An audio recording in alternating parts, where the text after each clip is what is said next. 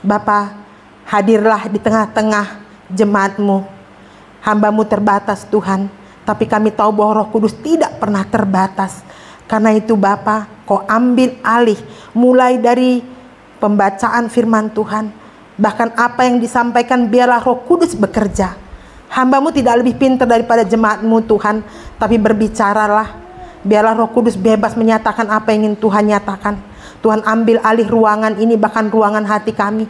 Tuhan diamkan sejenak suara dari diri kami sendiri, bahkan suara dari dunia ini. Dan kami mau benar-benar mendengar suara Roh-Mu yang kudus boleh berbicara bagi kami, memberikan kekuatan bagi kami, memberikan motivasi bagi kami untuk kami mampu melangkah di hari-hari yang ada di depan kami. Terima kasih Tuhan. Setiap kuasa yang coba terlibat, kami melarang di dalam nama Tuhan Yesus. Kiri kanan muka belakang, Tuhan Kau ambil alih. Terima kasih Bapa. Dalam nama Kristus Yesus kami berdoa. Haleluya. Amin. Oh iya. Baik, shalom. Shalom. Iya. Selamat pagi Bapak Ibu. Iya, saya bersuka cita sekali satu kesempatan diberikan oleh Gembala untuk saya boleh menyampaikan firman Tuhan. Mari kita buka satu ayat dari Filipi 4 ayat yang ke-6. Satu ayat saja, Filipi 4 ayat yang ke-6. Kita baca bersama-sama. Sebentar ya.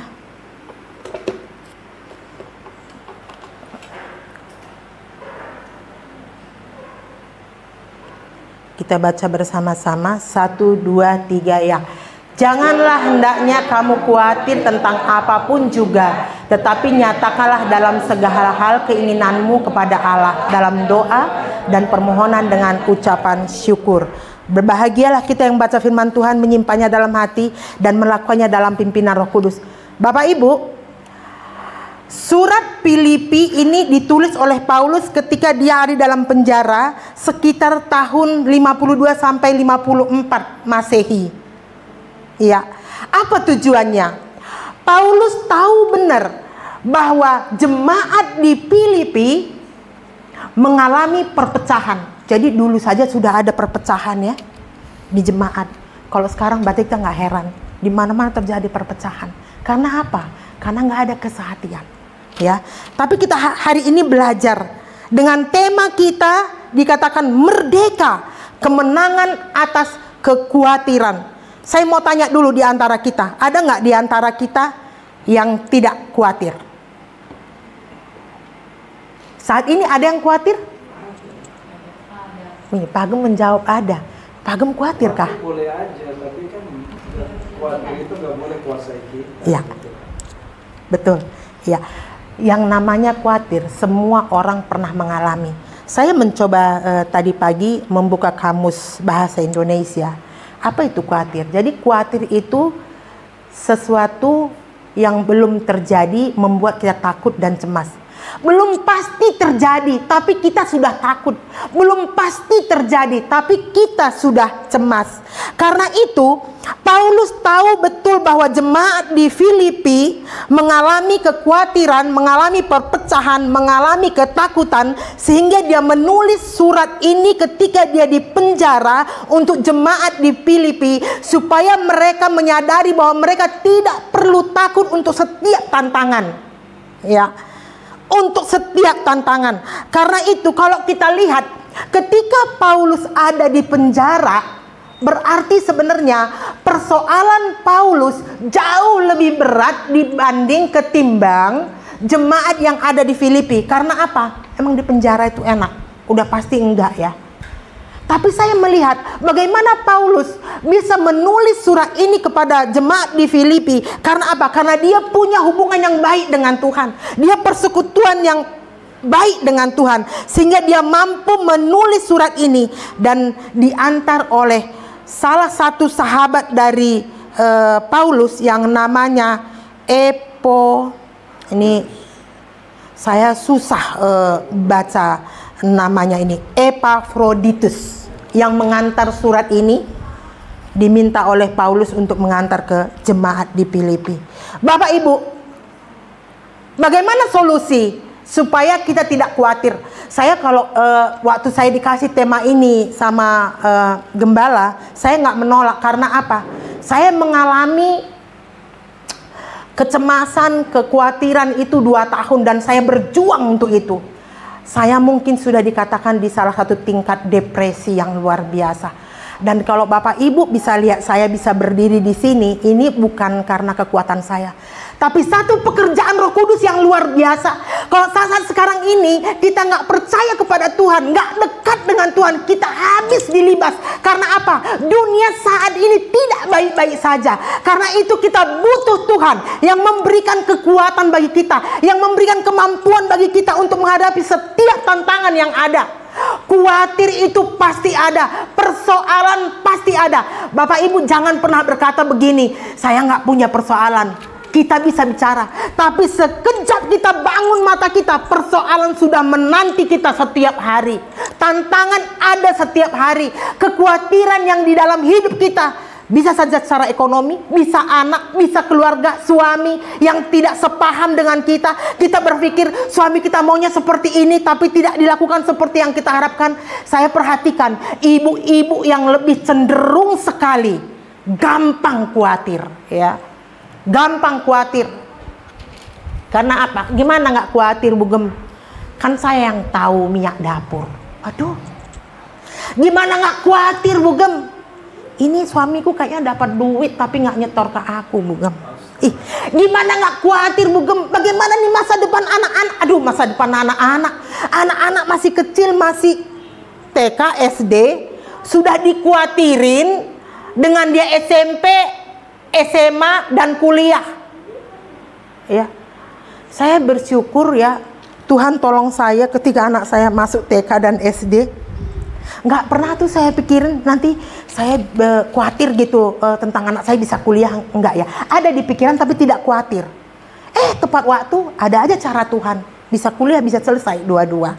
Karena itu Bapak Ibu, apa jalan keluar supaya khawatir ini tidak menguasai hidup kita? Boleh khawatir, Bu Gem? Boleh. Tapi khawatir yang menguasai hidup kita, itu yang tidak boleh. Ya, menguasai hidup kita itu yang tidak boleh. Lalu jalan keluarnya apa? Apa jalan keluarnya? Ada beberapa hal yang bisa kita lihat dan pelajari dari ayat yang ke-6 tadi, Filipi 4 ayat 6. Janganlah hendaknya kamu khawatir tentang apapun juga, tetapi nyatakanlah dalam segala hal keinginanmu kepada Allah dalam doa dan permohonan dengan ucapan syukur. Yang pertama, ini nggak boleh enggak. Yang pertama, oleh doa kita memperbaharui kepercayaan kita dalam kesetiaan Tuhan dengan menyerahkan segala kecemasan dan persoalan kita kepada Dia yang memelihara kita. Saya mau tanya dulu, Bapak Ibu yang ada di sini, anak-anakku, berapa lama waktu yang kalian pergunakan untuk berdoa? Ada nggak berdoa? Atau enggak sama sekali? Bangun pagi, langsung beraktivitas, mandi atau makan, lalu bersiap-siap ke kantor. Setelah itu bekerja, sore pulang lagi. Setelah itu mandi, makan lagi, terus istirahat, tidur. Setiap hari seperti itu. Tidak ada doa sama sekali. Bapak Ibu, doa merupakan percakapan dengan Allah. Ya, orang kalau nggak pernah berdoa, ini mesti warning nih, hati-hati.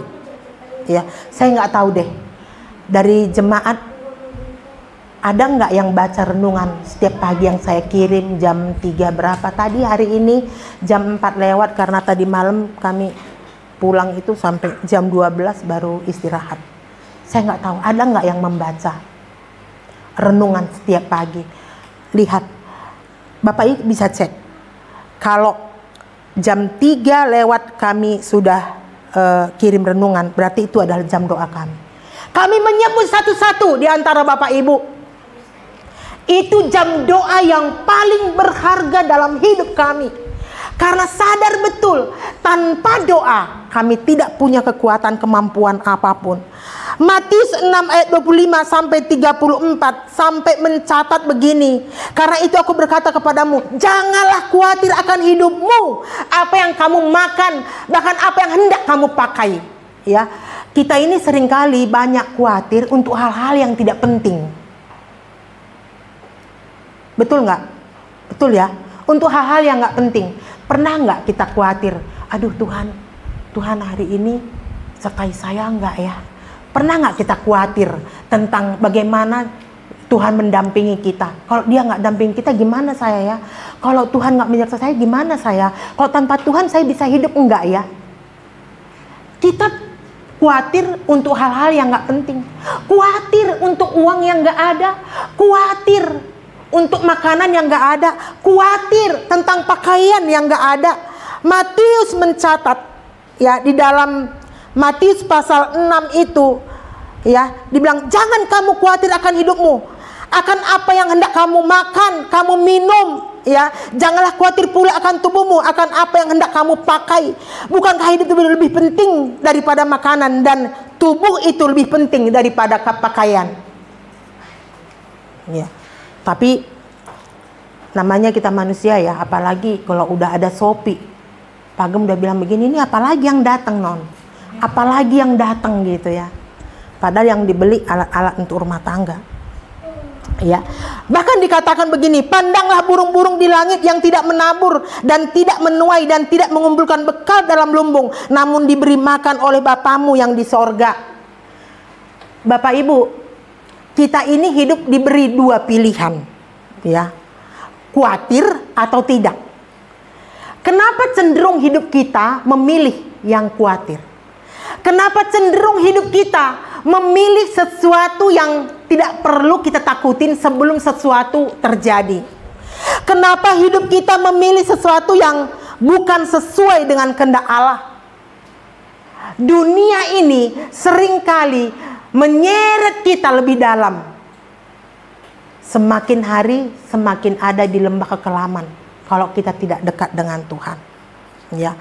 Jadi doa adalah hal yang pertama untuk kita keluar dari kekhawatiran. Kalau mau merdeka nggak khawatir, perhatikanlah seberapa banyak kita berdoa ya. Saya suka katakan begini, semakin banyak berdoa, semakin sedikit berbuat dosa. Semakin sedikit berdoa, semakin banyak dosa yang kita lakukan. Jadi bisa bayangkan, kalau kita nggak berdoa, waduh, sedih banget ya. Saya kalau udah berdoa bisa lupa waktu. Iya, yang kedua,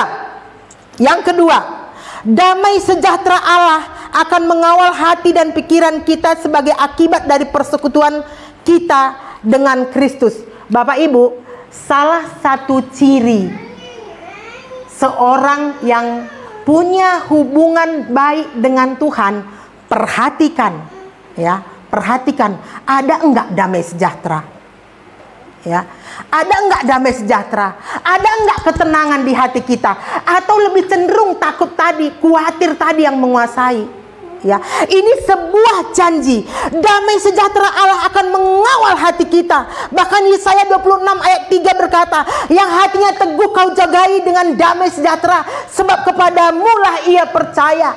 Ada damai sejahtera yang dijagai oleh Allah sendiri, yang seringkali kita yang tidak mau. Kita yang memilih khawatir, kita yang memilih takut, kita nggak mau memilih bersandar kepada Tuhan, tunduk di bawah kaki Tuhan, supaya damai sejahtera yang Tuhan janjikan itu mengalir dalam hidup kita. Saya terkesan satu kesaksian Bapak Frida waktu komisi wanita gabungan di rumah beliau. Dia katakan apa? Aku tak peduli Tuhan mau dengar atau tidak, yang penting aku masuk dan aku berdoa. Mestinya itu ada dalam diri kita. Masalah Tuhan mau dengar atau tidak, aku pergi, aku lakukan. Aku taat, aku tunduk. Aku tahu bahwa doa adalah kebutuhan. Bapak Ibu, luar biasa loh. Kalau yang dikatakan yang hatinya teguh kau jagai. Teguh Ya, teguh itu apa? Nggak bimbang, nggak ragu, nggak khawatir. Ya, kalau kita udah teguh, dibilang Tuhan jagai loh. Ya, jadi sebenarnya nggak ada alasan bagi kita untuk takut, nggak ada alasan bagi kita untuk cemas. Saya juga bingung kalau saya flashback hidup saya ke 25 tahun lampau, kok bisa ya saya ada di posisi begitu tertekan luar biasa. Masih punya anak satu pada waktu itu. Ya, saya pikir saya bodoh sekali pada waktu itu ya. Nggak bisa melepas. Memang kadang-kadang orang bilang begini, saya juga nggak mau khawatir Bugem, tapi kok rasanya itu mencekam diri saya. Ubah formasi hidup kita. Coba ubah formasi. Kalau selama ini kita bangun langsung mengerjakan pekerjaan, mulai sekarang bangun sebelum kaki kita turun. Sapa Yesus yang sedang menunggu, mengulurkan tangannya untuk saudara dan saya. Tangannya terulur. Ayo anakku, aku sudah menunggu. Bangunlah. Kadang kita sudah bangun, lebih enak ya. Tarik selimut, tutup lagi, tidur lagi. Ya, bentar lagi deh. Sebentar lagi masih ada waktu. Sebentar lagi masih ada waktu. Setelah itu sudah buru-buru. Mesti mandi dan masuk ke kantor. Nggak sempet lagi baca firman. Ya. Jadi yang kedua, damai sejahtera. Bukti seseorang yang bersandar kepada Tuhan ada damai sejahtera. Bapak Ibu cek hati kita hari ini. Ada damai sejahtera enggak? Ada ketenangan enggak? Ya, situasi dan kondisi tidak selalu menunjang hidup kita. Situasi dan kondisi tidak selalu mendukung hidup kita. Tapi orang yang bergantung kepada Tuhan ada damai sejahtera. Kolose 3 ayat 15 berkata begini, hendaklah damai sejahtera Kristus memerintah dalam hatimu, karena untuk itulah kamu dipanggil menjadi satu tubuh dan bersyukurlah. Ya. Jadi salah satu ciri seseorang yang dipenuhi oleh Roh Kudus, dipimpin oleh Roh Kudus, ada damai sejahtera. Bapak Ibu, saya mau kasih tahu kuncinya. Kalau ada dosa dalam diri kita, damai sejahtera pasti tidak ada. Karena apa? Dosa itu menghalangi kita semakin dekat dengan Tuhan. Dosa itu menjadi jurang antara kita dengan Tuhan. Kesalahan yang kita lakukan, kalau kita belum akui, minta Tuhan ampuni, Tuhan sucikan kembali saya, Tuhan kau mau kuduskan, dan saya minta pimpinan Roh Kudus mengalir dalam hidup saya. Damai sejahtera nggak timbul. Kita dituduh sama kesalahan yang kita lakukan. Roh Kudus itu peka, dia lembut dan dia bisa mengingatkan. Kalau kita salah bertindak, dia akan berbicara dengan lembut. Kamu salah. Kalau itu ada pada diri kita, maka ambillah waktu, katakan buat Tuhan, Tuhan ampuni saya. Ya. Jadi damai sejahtera kalau tidak ada dalam diri kita, bilang Tuhan, tunjukkan apa yang menjadi kesalahan saya. Saya waktu tertekan 2 tahun lebih, di titik balik hidup saya, terakhir saya bilang begini sama Tuhan, Tuhan, saya boleh kehilangan semua Tuhan, tapi saya jangan kehilangan damai sejahtera. Karena apa? Damai sejahtera itu menjadi kekuatan bagi saya untuk melangkah, bertahan dalam tantangan. Waktu doa saya ungkapkan tuh, saya hampir berbulan-bulan nggak mandi loh. Saya kalau udah ngelihat nasi, kok nasi bisa bergerak ya? Saya juga bingung ya. Di mata saya nasi itu bergerak kayak ulat. Jadi saya nggak berani makan gitu. Ya. Udah nggak ganti baju. Ya nggak mandi-mandi. Ya. Tapi saya sadar betul. Saya butuh Yesus. Ya. Saya butuh damai sejahtera yang memberikan kekuatan bagi saya. Sampai di satu titik saya katakan, Tuhan, saya boleh kesulitan apapun, tapi saya mau ada damai sejahtera. Ternyata damai sejahtera itu menjadi kekuatan bagi hidup kita. Itu yang kedua. Lalu yang ketiga dikatakan begini, Allah menguatkan kita untuk melakukan segala perkara yang Ia inginkan dari kita. Makanya di Filipi 4 ayat 13 berkata, Filipi 4 ayat 13, dikatakan begini, segala perkara dapat kutanggung di dalam Dia. Wah. Segala perkara dapat kutanggung di dalam Dia. Segala, tidak sedikit ya, segala. Berarti semua persoalan, semua masalah, ya, semua yang tidak menyenangkan sekalipun, ya, dikatakan dapat kutanggung di dalam Dia yang memberikan kekuatan kepadaku. Bapak Ibu, kalau kita bisa merasa kita di posisi terburuk dalam hidup kita, itu karena apa? Karena kita mengandalkan ego kita. Kita mengandalkan kekuatan kita. Kita mengandalkan pribadi kita. Aduh, stop deh. Sekarang ini jangan lagi andalkan diri kita sendiri. Kalau kita punya persoalan, kita punya kekhawatiran, saya mau tanya, bisa enggak sehasta dari solusi yang kita mau buat itu bisa menyelesaikan masalah enggak? Enggak bisa. Enggak bisa. Kita enggak punya kemampuan. Tuhan punya otoritas penuh atas hidup kita. Karena itu Tuhan gak mau saudara dan saya hidup dalam kekhawatiran. Maka ayat ini berkata, segala perkara dapat kutanggung di dalam Dia.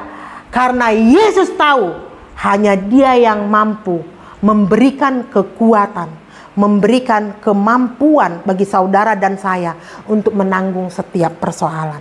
Itu yang ketiga. Ya, ada satu ayat lagi saya mau kita baca. Filipi 3 ayat 20 dikatakan begini. Karena kewargaan kita adalah di dalam sorga. Dan dari situ juga kita menantikan Tuhan Yesus Kristus sebagai juru selamat. Artinya apa? Yesus mengingatkan kita. Kita ada di dunia ini tapi kewarganegaraan kita bukan di dunia ini. Dunia ini hanya sementara. Kita ini, dunia ini tempat persinggahan. Ya. Jangan bilang begini, aku masih bisa hidup 200 tahun lagi.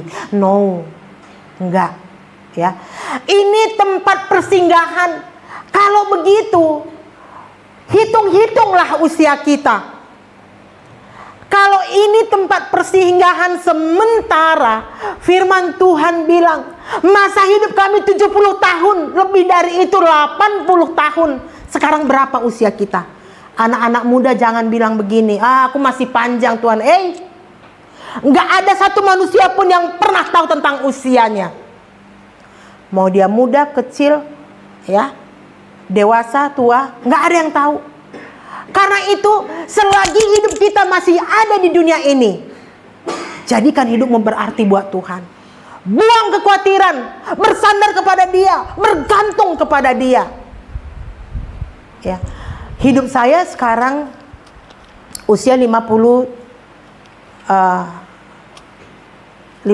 tahun. Ya. 57 tahun jalan 58 tahun. Berarti kalau 70 berarti sekitar 12 tahun lagi. 12 tahun lagi. Cepet ya. Ya, hitung ya, anak-anak ya. Jangan ada anak-anak bilang begini, aku nggak siap ditinggal mama. 12 tahun lagi loh. Usia mama 70 tahun. Kalau Tuhan kasih bonus 80 tahun, berarti 22 tahun. Tapi jangan pegang 22 tahunnya. Anggap aja bahwa besok kalau mamaku sudah nggak ada, aku mesti seperti apa. Ya. Jadi 12 tahun ini sementara. Apa yang harus kita lakukan untuk Tuhan? Apa kita hidup terus ada dalam kekhawatiran? Karena kekhawatiran itu tidak membuat kita lebih maju dalam Tuhan. Tidak membuat kita lebih maju dalam iman. Tidak membuat kita bisa melangkah berdampak untuk orang lain. Kalau kekhawatiran itu menguasai hidup kita. Karena itu Tuhan mau kita keluar dari kekhawatiran. Supaya kita bisa melakukan lebih besar pekerjaan-pekerjaan Tuhan. Untuk kemuliaan bagi namanya. Itu yang ketiga. Lalu yang keempat, Bapak Ibu, kita menerima rahmat, kasih karunia dan pertolongan pada waktu kita memerlukannya. Ibrani 4 ayat 16 berkata, sebab itu marilah kita dengan penuh keberanian menghampiri tahta kasih karunia, supaya kita menerima rahmat dan menemukan kasih karunia untuk mendapat pertolongan kita pada waktunya. Mendapat pertolongan pada waktunya, ya. Datang kepada Dia. Ya. Dikatakan sebab itu marilah kita dengan penuh keberanian. Kenapa kita takut menghampiri tahta Tuhan? Kenapa begitu sulit menghampiri tahta Tuhan? Padahal menghampiri Tuhan itu enggak ada persyaratan loh. Saudara buka mata, saudara kita berucap, ya Tuhan terima kasih, nafas kehidupan, mataku sudah buka hari ini. Kesempatan yang Tuhan beri, aku bersyukur kepadamu Tuhan. Kenapa susah? Itu pun kadang-kadang susah loh. Saya tadi pagi saya bilang sama anak saya, mesti tempat ibadah kita 10 kilo dari sini. Supaya apa? Supaya kalian bangun jam 4 pagi. Ya. Sudah selangkah masih bisa terlambat. Coba kalau dibilang ada undangan pesta, langsung kalian cucuk mandi mau berangkat, nanti takut itu ada pesta di sana. Ya. Aduh, sedihnya hati saya. Untuk Tuhan berhitung waktu kalian. Ya. Kalau Tuhan seperti saya, udah saya cambuk-cambuk. Ya. Jadi hampiri tahtanya. Coba mulai setia perkara kecil, ya. Si Dedek udah datang sama papanya, anak-anak masih ada yang belum mandi. Aduh, Tuhan ampunilah. Ya, coba berikan hatimu buat Tuhan, saudara. Kalau kita sudah beri hati kita buat Tuhan, kita nggak akan berhitung apapun. Kita nggak bisa bilang begini, 99% hidupku untuk Tuhan, tapi 1 titik enggak Tuhan. 1 titik itu apa? Banyak. 1 titik itu banyak. Waktu kita lah, dompet kita lah, ya kan? Hati kita kalau udah enggak 99% 1 titik enggak, udah ada hitung-hitungan kita dengan Tuhan. Oh iya, sebentar lagi ibadah kan jam 10. Ya, saya tiba jam 10 pas lah. Jam 10 lewat 10 menit enggak apa-apa. Gembala nanti pas khotbah saya baru tiba. Setiap perkara kecil, ya. Saya dulu bersama dengan Pak Gem itu udah naik motor butut, kehujanan, kepanasan, pergi pelayanan ke Bekasi sana. Saya pikir sekarang ya, kalau saya flashback gitu ya, Tuhan itu baik loh. Tuhan itu tidak gini. Tuhan itu seperti memperhitungkan apa yang sudah kami lakukan dalam perjalanan hidup kami. Mulai dari waktu kami, tenaga kami, hati kami, ngurusin orang ya. Orang sakit diurusin ya, dimandiin, dicuciin bekas pupnya. Nggak ada hitung-hitung tenaga, loyal ya, punya integritas. Iya ya, tidak. Lakukan, percayalah. Jangan takut dengan kondisi sekarang yang kita rasa bahwa hidup kita begitu sulit. Lakukan yang terbaik untuk Tuhan. Bapak Ibu, saya masih ingat, saya awal-awal menikah dengan Pak Gem itu sulit loh. Mau beli mangga 1, saya hamil anak pertama, nggak punya uang 1.000 perak. Saya pagi-pagi jalan kaki, ada tetangga yang punya pohon mangga, banyak banget pohonnya. Saya bilang, ibu-ibu, boleh nggak saya minta mangganya 1? Oh nggak bisa Neng, kami aja belum makan. Nggak boleh dipetik gitu, dengan hamil yang perut besar ya. Sedih banget saya pulang ke rumah nggak jadi itu makan mangga. Ya. Saya sambil sapu teras rumah, halaman rumah gitu ya. Saya katakan buat Tuhan begini, Tuhan, memang dalam rumahku nggak ada beras untuk dimasak. Tapi nyapu ini pun aku lakukan untuk Tuhan. Karena firman Tuhan bilang apa? Apapun yang kamu lakukan untuk Tuhan. Nyapu ini aku lakukan untuk Tuhan. Cuci piring aku lakukan untuk Tuhan. Semua aku lakukan untuk Tuhan. Segala sesuatu aku lakukan untuk Tuhan. Bapak Ibu kalau lihat apa yang ada sekarang itu semua karena Tuhan.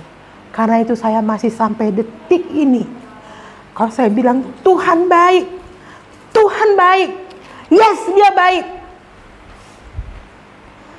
Bapak Ibu harus naik di level itu. Menangis bukan lagi karena persoalan, Tapi kita menangis karena kebaikan Tuhan. Kalau kita menangis karena persoalan, kita masih di bawah. Tapi kalau kita menangis karena kebaikan Tuhan, berarti udah nggak ada pengharapan kecuali kepada Tuhan. Itu yang keempat. Yang terakhir, yang kelima, hari ini khotbahnya cepat. Ya.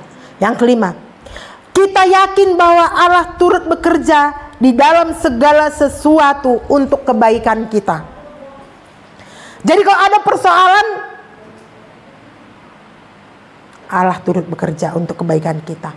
Roma 8 ayat 28 berkata begini, kita tahu sekarang bahwa Allah turut bekerja dalam segala sesuatu untuk mendatangkan kebaikan bagi mereka yang mengasihi Dia, yaitu bagi mereka yang terpanggil sesuai dengan rencana Allah, mendatangkan kebaikan. Bapak Ibu, saya percaya bahwa setiap kita ini punya persoalan, punya masalah. Tapi kita pernah nggak katakan bahwa masalah ini adalah sesuatu yang mendatangkan kebaikan bagi hidup saya? Atau kita tetap masih mengeluh, ada dalam keluhan? Coba formasinya dirubah lagi. Setiap ada persoalan, katakan, Tuhan, aku bersyukur. Karena di balik persoalan ada rencana Tuhan untuk hidup saya. Ya. Karena mendatangkan kebaikan bagi kita.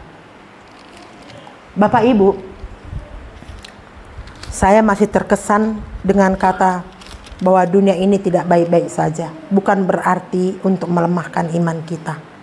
Tapi kalau orang yang bersama dengan Tuhan, setiap keadaan kita bisa lewati. Ya. Ayo lepaskan kekhawatiran. Kita katakan buat Tuhan bahwa Engkau baik. Biarlah firman Tuhan hari ini boleh menolong kita untuk bisa keluar dari kekhawatiran. Saya undang Bapak Ibu untuk bangkit berdiri. Kita naikkan satu pujian.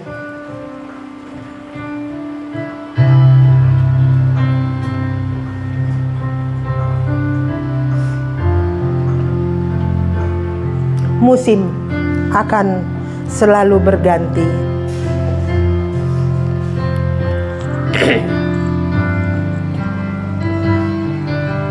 Tepat waktu, ada kasih, ada kuasa, iman yang bertumbuh. Terima kasih Tuhan. Kami terbatas, tapi kami tahu bahwa Engkau Allah yang tidak pernah terbatas. Kasih setia Tuhan melingkupi hidup jemaat-Mu Tuhan dimanapun berada.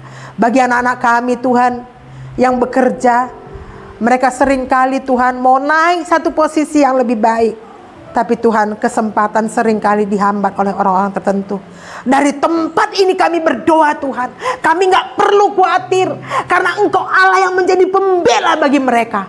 Engkau angkat anak-anak kami Tuhan, bukan lagi menjadi ekor, tapi Tuhan tempatkan mereka menjadi kepala. Terima kasih Tuhan Yesus. Kami menyerahkan Tuhan gembala kami. Tuhan Kau terus memelihara hidupnya, Engkau menolong dia, memberikan kesehatan, sukacita, pengharapan. Dan dimanapun kakinya berpijak, ada kasih yang terus mengalir. Terima kasih Bapa, inilah firman-Mu. Hamba-Mu berhenti berbicara, tapi biarlah Roh Kudus terus berbicara dalam hati jemaat-Mu, memberikan kekuatan bagi kami untuk terus bergerak bersama dengan Tuhan. Di sisa hidup kami ini Tuhan, kami boleh melakukan yang terbaik untuk Tuhan.